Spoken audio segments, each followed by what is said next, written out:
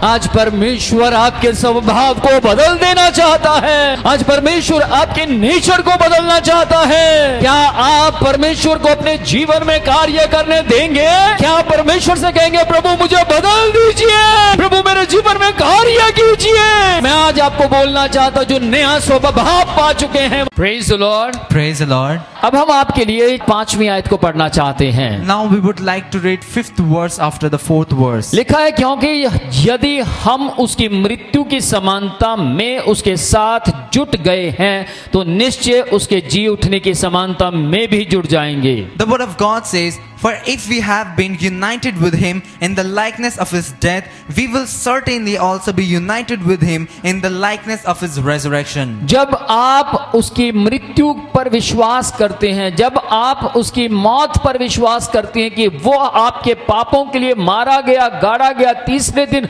मुर्दों में से जिंदा हुआ है, When you believe on the death of the Lord Jesus Christ, when you believe that he died for you, he was buried for you, and on the third day he rose from the dead for you, इसका मतलब यह है कि आप यीशु मसीह पर विश्वास करने के वर्क में जुट गए हैं। it means that you are under the process of believing the Lord Jesus. आपने एक विश्वास करने की प्रैक्टिस कर ली है। You are practicing to believe on the Lord Jesus. आप निश्चय ही उसके जी उठने के समय की समानता में भी बढ़ते जाएंगे।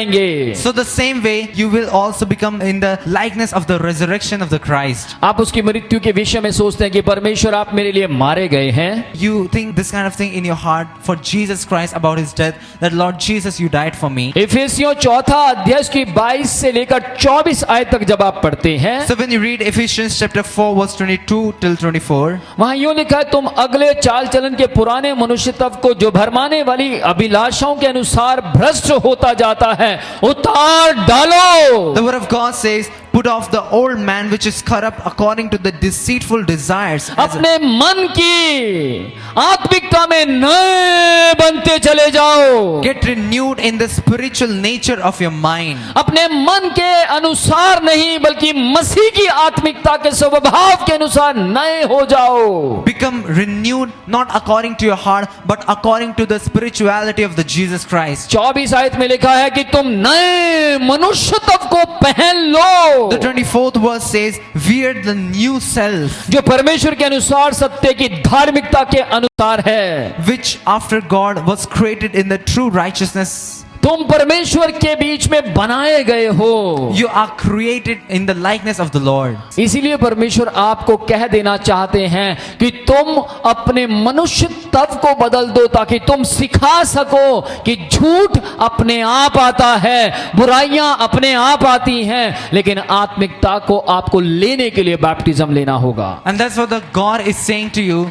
Change your person which is inside of you, because the lie comes itself and even all kind of sins comes inside of you by itself, but you have to become renewed to gain the righteousness and the pureness. ध्यान दीजिएगा इस बात के ऊपर कि आपका परमेश्वर चाहता है कि आपके अंदर कभी भी कोई भी बुराई जो संसार की है वो उगे ना। So always remember, your God wants that all the evilness which is there inside of the world, it should not grow inside of you. आपके माता पिता चाहते हैं कि आपके बच्चे हमारे बच्चे हमारे जैसे होने चाहिए। Your parents want that your children should be like you. तो ध्यान से सुनिएगा, सारे विश्व का परमेश्वर चाहता है कि आप उसके जैसे दिखाई दें। So always remember, the Lord of the whole creation, He wants you to become like Him. यदि आप चाहते हैं कि आपके बच्चे आपके जैसे हों तो ध्यान से सुनिएगा, सर्वशक्तिमान परमेश्वर चाहता है कि आप उसके जैसे बन जाएं। So listen to me carefully. If you want that your children should become like you, then the God of all creation, the Almighty God, wants you to become like Him.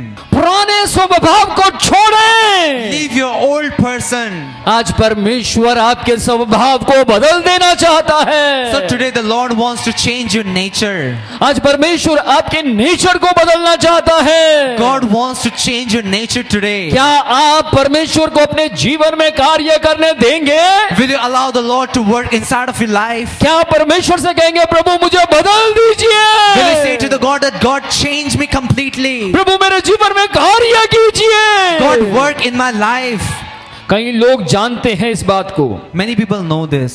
यीशु मसीह एक शिक्षक है Jesus Christ is a teacher. और उसके साथ नया जीवन जीना चाहते हैं, And they want to live a new life with the Lord परंतु Jesus. उसके साथ मरना नहीं चाहते। But they don't want to die with the Lord Jesus. पर मैं आज आपको बोलना चाहता हूं, जो नया स्वभाव पा चुके हैं वो उसके साथ मरना भी चाहते हैं। But I want to tell you, the people who wants to receive the new nature, they also want to die with the Lord Jesus. आज हम बड़ी आसानी से कह देते हैं, मैं मसीह हूं। So today, quite easily we say that we are Christian. मैंने हजारों लोगों को ये बातें कहते सुना, मैं मसीह हूं। I have seen thousands of people saying that I'm a Christian person. बड़ी बड़ी सभाओं में उठकर कह देते, मैं मसीह हूं। In huge meeting, they rise up and they say that yes, I'm Christian. परंतु हम में से प्रत्येक व्यक्ति ये नहीं जानता कि मसीह कौन होता है। But not even a single person among us, they know that who is the real Christian. आज आपको ये बात पूछने की जरूरत ना पड़े कि क्या आप मसीह हैं, Today, it should not be asked you that are you a Christian? बल्कि लोग आप में मसीह को देखें, स्वभाव को देखें और कहें ये मसीह But है। people should see your nature.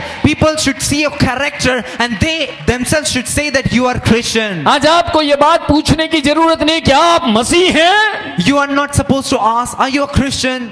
बल्कि आपको ये पूछने की जरूरत है, क्या मैं मसीह में मर गया या मर गई हूं। But today you have to ask, am I really dead in the Christ? क्योंकि अगर आप नहीं मरते तो आप नए होने का स्टेप कभी उठा नहीं पाएंगे। Because if you are not dead in the Christ, you will never able to take the step of becoming new in the Lord Jesus. यदि आपके जीवन में नया होने का जीवन नहीं है, If there is no newness in your life, तो हम कैसे कह सकते हैं हम मसीह हैं। then how can we say that we are Christian? यदि आपकी हंसी में कोई बदलाव नहीं है, If there is no change in your laugh, यदि आपकी बातचीत में कोई बदलाव नहीं है, if there is no change in your conversation or your talking, यदि आपके रिश्तेदार या आपके पड़ोसी आपको बदलता हुआ नहीं देख रहे, if your relatives or your neighbors are not seeing you change, तो आप कभी नहीं कह पाएंगे मैं मसीह हूं। then you will never be able to say that you are Christian. लेकिन मैं आज आपको बोलना चाहता हूं, आज 85% से भी ज्यादा मेरे घराने के लोग यीशु को केवल इसलिए मानते हैं क्योंकि उन्हें मुझ में मसीह दिखाई दिया। But more than 85% of the people of my family, they believe the Lord Jesus because they could see the Christ inside of me. क्या आप में मसीह है? Is Christ inside of you? आज आपको अपने आप से शीशे के सामने खड़े होकर यह सवाल पूछने की जरूरत है, क्या मैं मसीह में मर गया हूं? So today, by standing in the front of the mirror, you have to ask yourself that am I really dead in the Christ? और यदि आज आप मिरर के सामने खड़े होकर, शीशे के सामने खड़े होकर यह सवाल अपने आप से पूछ सकते हैं, तो you are real And if Christian. you can ask this question by standing in front of the mirror, then you are the real Christian. क्योंकि जो मर गया है वो छुटकारा प्राप्त कर चुका है। Because he who is dead in the Christ has received the salvation or the freedom. जो मर गया है वो पापों से छूट चुका है और धर्मी हो चुका है। He who is dead in the Christ have got free, have been redeemed from the sin and have become righteous. जो मसीह के साथ मर गया है वो पाप की गुलामी से छूट गया है। He who is dead with the Lord Jesus Christ have been redeemed from the slavery of the sin. जो मसीह के साथ मर गया है वो केवल पापों से नहीं परंतु दंड से भी छूट गया है। He who has died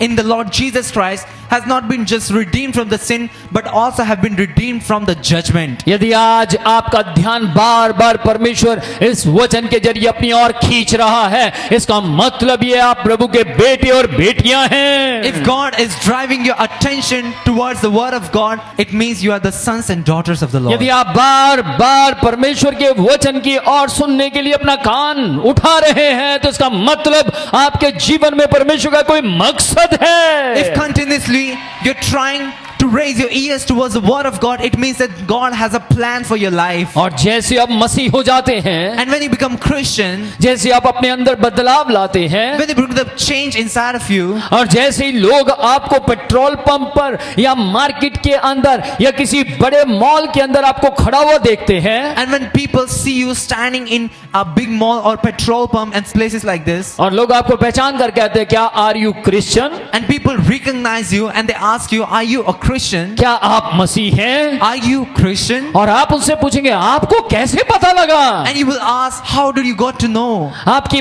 बातचीत दूसरे लोगों के जैसे नहीं थी। Your conversation, your way of talking was not like the other people. आपका देखना आंख मटक्का नहीं था। Your sight was not like the other people. आपका देखना संसार के जैसा नहीं था। Your way of seeing was not like according to the world. और इसीलिए हमने पहचान लिया है कि आप मसीह हैं। And therefore we could recognize that you are Christian. मैं आज आपको बोलना चाहता हूँ, पूरा विश्व जानता है कि यीशु का चरित्र कैसा है। I want to tell you that the world knows how was the character of the Jesus Christ. और जितने लोग मसीह के चरित्र में बनते जा रहे हैं वे अनोखे हैं। And all the people that are being created in the character of the Lord Jesus Christ, they are unique people. मत्ती 28 अध्याय की 19 आयत में परमेश्वर का वचन उन्हें कह रहा है जो मसीह बन गए थे। In Matthew chapter 28 verse 19, the word of God says to the people who have become Christian. उन्हें बोल रहा है जो मसीह थे, The word of God is talking to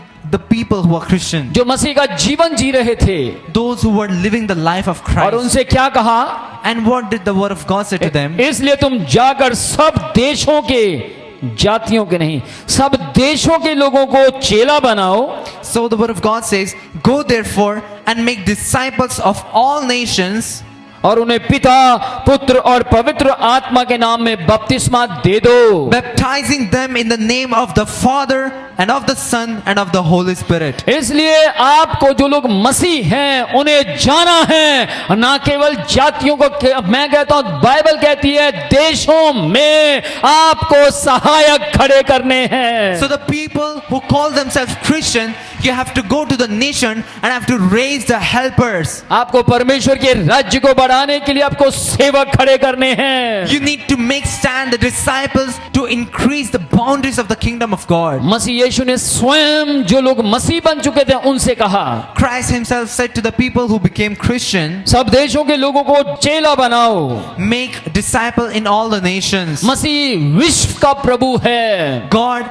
Jesus Christ is the Lord of the world. इसलिए मसीह यीशु मसीह को पूरे संसार में मानने वाले सबसे ज्यादा लोग पाए जाते हैं। Therefore, people who believe the Lord Jesus Christ are in the majority. और जो उसे नहीं मानते, यदि उसके पास आते हैं, अपराध करके आते हैं, तो भी उन्हें वो प्यार करने की ताकत रखता है। And those who don't believe the Lord Jesus Christ, even though they come to Him by committing a sin, God has the power to forgive them. यदि किसी को लगता है कि मुझे परमेश्वर एक्सेप्ट नहीं करेगा, परमेश्वर उसे भी रिसीव करने की ताकत रखता है। If somebody thinks that God is not going to accept them, God has the power to receive them. हम सब जो मसीह हैं केवल प्रचार ही ना करते रहें, बल्कि सहायकों को अपने साथ खड़ा करें। All of us who are Christian, we are not just supposed to preach the gospel, but also we need to raise the disciples and the helpers.